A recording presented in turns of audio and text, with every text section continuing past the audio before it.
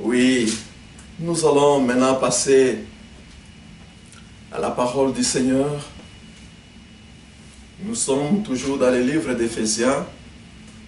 Nous sommes en train de parler du combat spirituel et nous parlons des armes dont les chrétiens doivent se munir pour être victorieux toujours, pour marcher toujours dans la victoire. Nous avons besoin d'armes. Les chrétiens ont besoin de l'armure spirituelle. Nous allons encore lire Éphésiens. Lisons Éphésiens à partir, disons, Éphésiens chapitre 6, à partir du verset 13. La Bible nous dit ceci. C'est pourquoi prenez toutes les armes de Dieu afin de pouvoir résister dans les mauvais jours et tenir ferme après avoir tout surmonté. Tenez donc ferme et ayez à vos reins la vérité pour ceinture. Revêtez la cuirasse de la justice. Voilà, nous allons nous limiter là. J'aimerais aussi lire le verset 12. Je vais lire le verset 12, juste pour nous rappeler un peu les principes du combat spirituel. Un principe qui est crucial. Verset 12. Car nous n'avons pas à lutter contre la chair et le sang, mais contre les dominations, contre les autorités, contre les princes de ce monde des ténèbres, contre les esprits méchants dans les lieux célestes. Voilà, ici, on nous a déterminé, en fait, en quoi consiste le combat. Le combat n'est pas charnel. Nous ne luttons pas contre la chair et le sang. C'est pourquoi nous venons directement vous rappeler que notre prochain, celui qui est à nos côtés, ne peut pas être considéré comme étant notre ennemi. Donc dans les combats spirituels, lorsque vous considérez comme ennemi votre père, votre mère, votre frère, votre soeur, votre oncle, votre tante, votre grand-père, votre grand-mère, lorsque vous considérez votre prochain comme étant votre ennemi, déjà vous êtes partant dans la défaite. Donc vous êtes déjà un candidat à la défaite. Le combat spirituel n'est pas un combat charnel. C'est pourquoi il est appelé combat spirituel. Et pour vous rappeler, nous avons dit, pour combattre le bon combat, il y a des principes. À part ces principes ici, il y a des principes que nous devons respecter. Parce qu'en réalité, Jésus-Christ a déjà vaincu. Et nous devons combattre dans la victoire. Mais pour combattre dans la victoire, il faut respecter certains principes. Nous avons dit, comme Paul disait à Timothée, que combat le bon combat de la foi en gardant, le bon combat en gardant la foi, en gardant la foi et la piété. Donc quand nous parlons de la piété ou une bonne conscience, nous avons directement l'état de notre cœur qui est exposé là. L'état de notre cœur importe dans les combats spirituels. Nous avons dit que notre cœur est le sanctuaire ou le quartier général qui oriente le combat.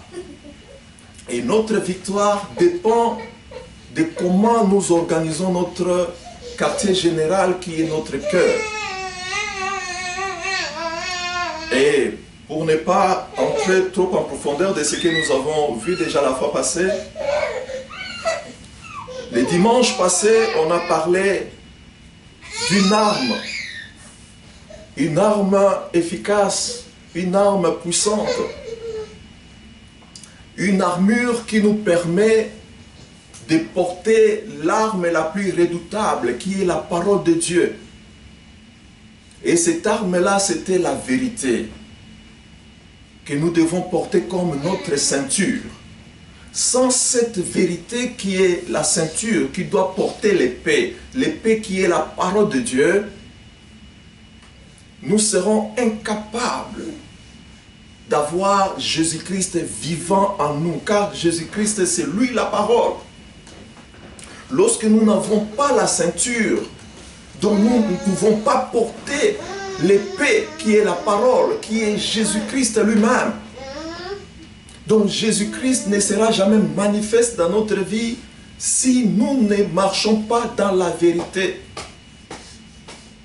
Et la vérité, nous avons dit ici, dont il est question dans ce livre d'Éphésiens au chapitre 6, les versets 13, les versets 14, la vérité dont il est question ici, ce n'est pas la vérité, la parole de Dieu, mais plutôt une façon d'être, d'agir et de parler qui est conforme au réel. C'est-à-dire nous devons être vrais. Et le contraire de ça, c'est la duplicité, c'est l'hypocrisie, c'est le mensonge. Ça, c'est le contraire de la vérité dont il est question dans ces passages. Donc nous sommes dans Éphésiens 6, les versets 14. Donc si dans notre marche, dans notre vie, nous marchons dans la duplicité, lorsque nous sommes à l'église, on nous appelle frères. Dès que nous sortons de l'église, nous sommes derrière les sœurs. Dès que nous quittons l'église, nous nous comportons comme des païens.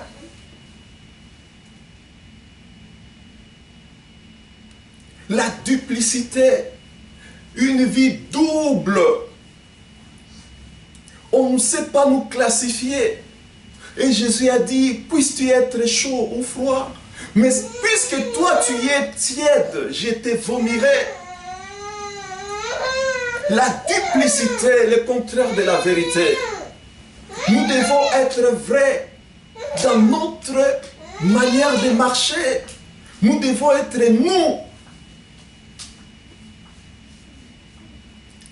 L'hypocrisie, on fait semblant d'appartenir à un ensemble, mais en réalité, on n'y est pas avec son cœur.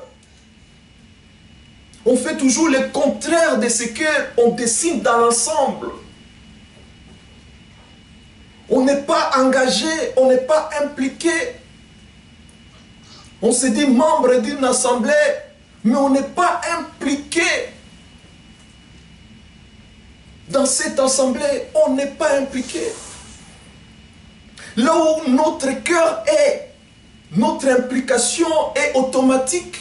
On ne nous force pas. Notre soutien est automatique. On ne nous force pas parce que notre cœur y est. L'hypocrisie, on fait semblant d'être dans un ensemble, mais en réalité, on n'est pas. On n'y est pas. L'hypocrisie, c'est le contraire de la vérité.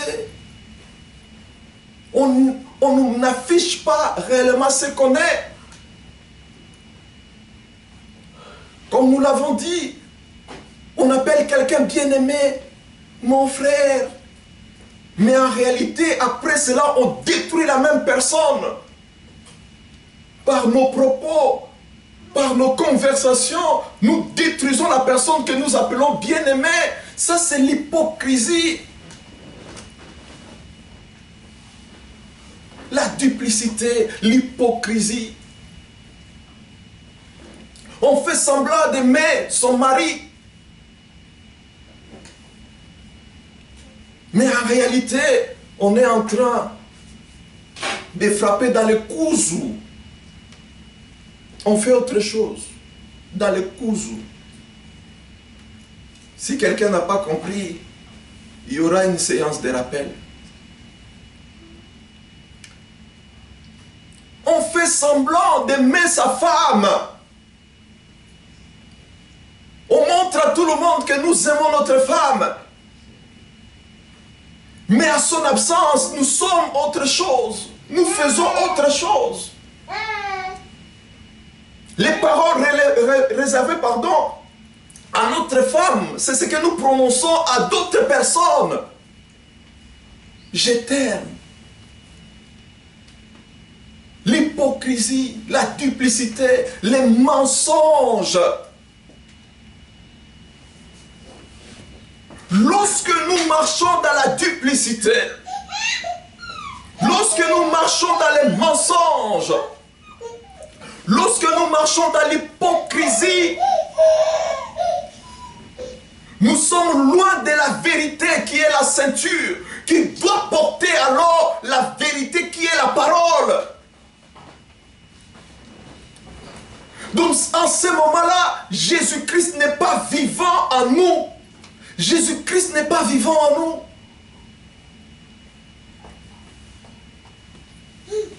Il est temps, bien-aimés, que nous soyons de ceux qui marchent réellement dans la vérité, car le Seigneur cherche les vrais adorateurs.